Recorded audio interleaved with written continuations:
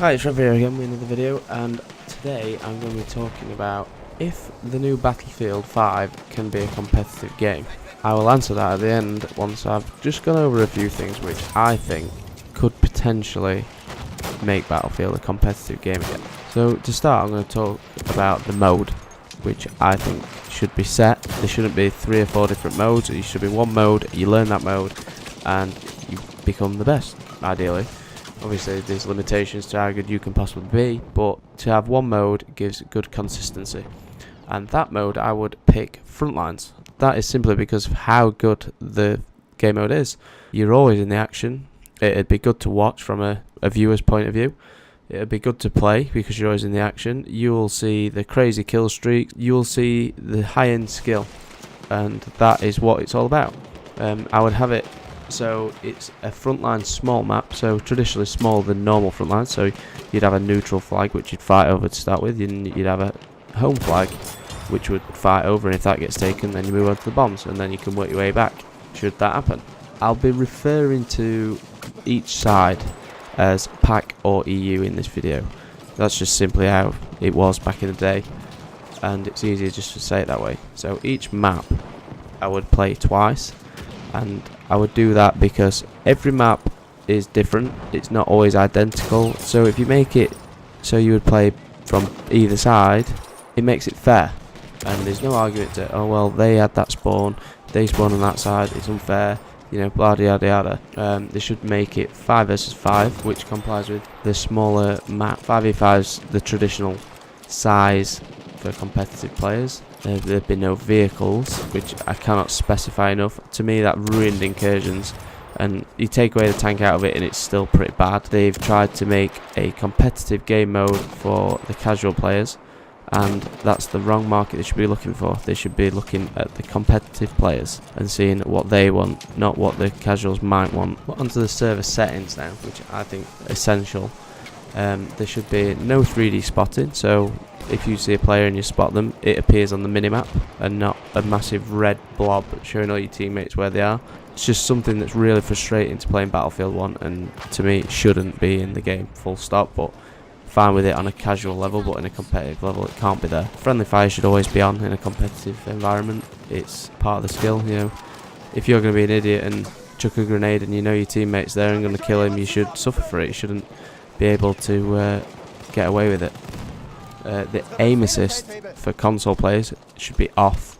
Now I know there's rotation and slowdown. Slowdown, fair enough leaving that on because it just gives you a little bit of accuracy when using a controller, but the rotation with it snapping to target should 100% definitely be off. The classes. Now to me, picking a class in Incursions is probably the worst thing about Incursions. You pick a class and you have to stick with it. There's no changing it up. So if your team's playing poorly, you need an extra support player or an anti-tank player or, you know, whatever. You can't switch, and it's so frustrating that you cannot vary your game up to suit the opposition. End of the day, we're not like paid professional footballers where they study their opponents. We're just people who like to play video games for fun on kind of a next level. So yeah, you shouldn't have to be so critical on what classes there is. There will be 4 classes like there is. Medic, Assault, Support, Scout. I don't know if it's going to be like that in Battlefield 5, but in Battlefield 1 that's certainly how it is. And to think, oh well, everyone's just going to pick Assault because it has the best weapons, or everyone's going to pick LMGs, the support class, because they have the best weapons. Well, that's alright saying that, but when I go over the gadget changes, you'll see that that's not always the case. Just a quick point, I should just talk about classes, is the squad leader would have to be a squad leader. So you can only spawn on a squad leader. There's no like, oh well I can spawn on my teammate and just cap another flag. It'd be, right, your squad leader, you spawn on him, or you spawn at the home base. Well, not the home base, but your previous flag, whatever. But it gives the squad leader a role and a purpose, and you get players that are very good at being squad leaders and people who are very bad at being squad leaders.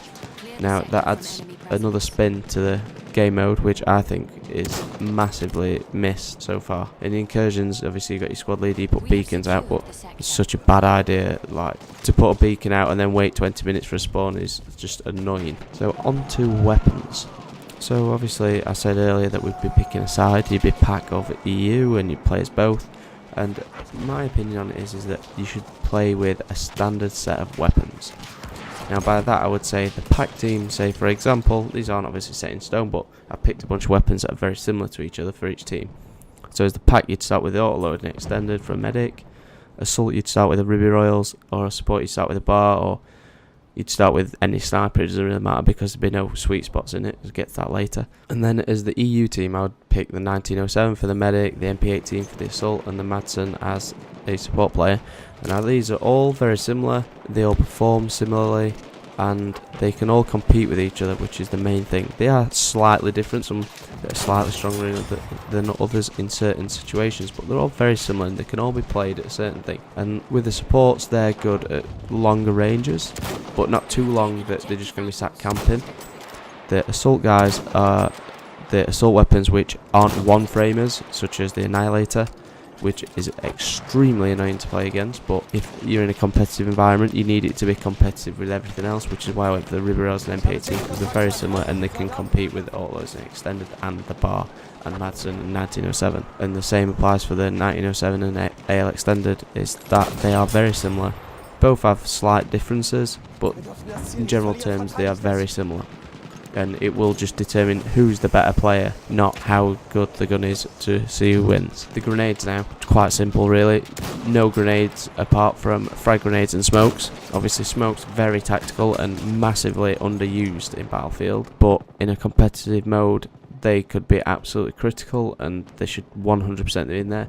I said no fire grenades. I don't know if gas is going to be in Battlefield 5, but I mean, we hope not, but it could be. So none of that stuff. No impact grenades where it's, you know, you can chuck a grenade and it does a certain amount of damage, because it's horrible to play against. It's very frustrating. You can't move out of the way of it. So onto the gadgets now. And I would say there's going to be a bare bones set of gadgets. And that is because, such as the assault kit for example, you've got anti-tank grenades, anti-vehicle, rocket guns, etc. in Battlefield 1. And, you know, it's 5v5 infantry only. Why would you need them? All you're creating is spam, and that's not what people want. No one wants to see a contest on how good someone can place a grenade with a crossbow launcher. It's not that. It's about how good the individual player is and how good the team is to who's the best, not who can spam the most crap and find the most effective cheese method of winning a game.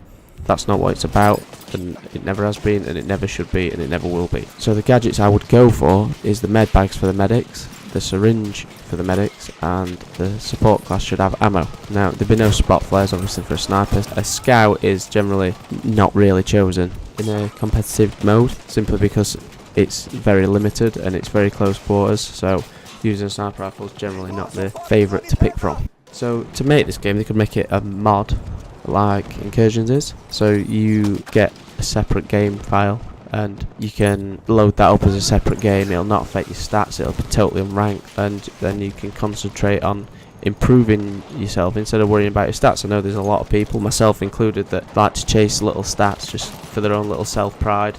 That's fine, but in a competitive game mode it shouldn't be there. It should be the last thing on your mind is whether you're going to get a death for doing something. It should be about winning the game and winning as a team. But to make it, they should talk to the competitive players, which is what they've 100% failed to do with Incursions. Now, I know there's a couple of guys that play competitively working for DICE. On what roles, I don't know, but they're very good guys, they're really nice, and they're amazing players. And what concerns me about Incursions is how little input they must have had to that game mode, because I've been a competitive player before and no self-respecting competitive player would ever ask for some of the shite that's in Incursions. The competitive players are a different breed. They want to be recognised as the best, and it's up to DICE to give them that. I mean, before, in the older Battlefields, they used to let us have mods on private servers, and that's how competitive were played. You'd make a mod and some of them would highlight that you killed somebody with a headshot and certain things were locked off, certain attachments and stuff like that, and that's how it should be. It should be a bare bones game to see who is the best, because that's the whole point. So they need to talk to the competitive community, not just 2 or 3 people.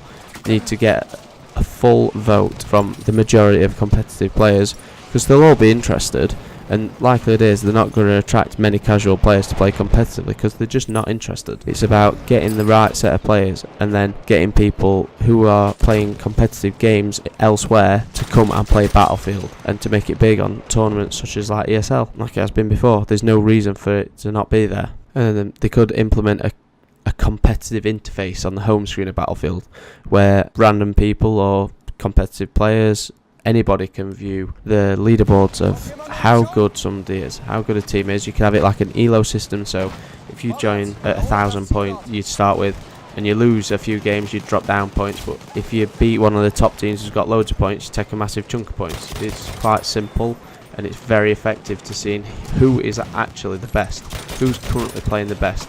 I assume that that's similar to how the skill ratings worked out on your stats, but that with an elo leaderboard you can see exactly who is the best at that current time, and it can't really be farmed, and that's again what it's all about, is who's the best. Who you finding out who is the best, and on this leaderboard you should be able to see who's the best players. You should be able to break down the stats individually, see who's got the best KDs, who's got the best score per minutes, because that's what it's all about. It is all about the bragging right of we're the best, we've won this, we've won that. They're as competitors, they've won a few things, because you don't have somebody who's totally dominant all the time. And it should be open to anybody who plays Battlefield, not a closed beta to, oh well, if you know our Discord you can ask for a key and you'll get it.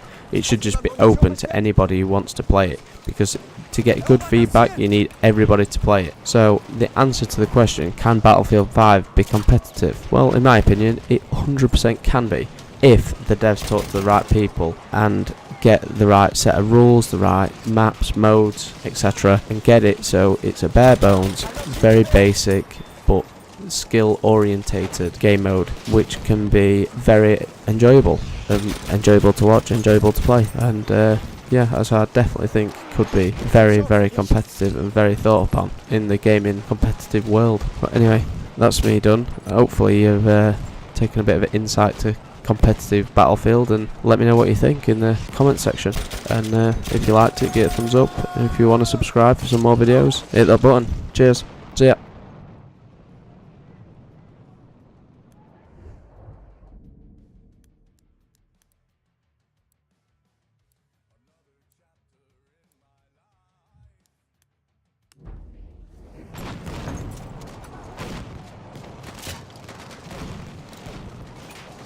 Munition, greif zu! Jetzt Munition!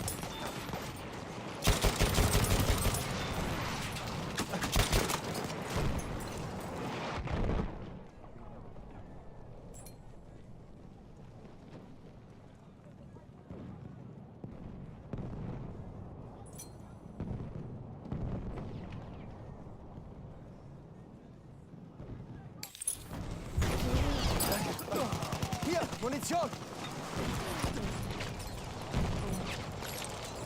Hier, ich hab ein bisschen Munition.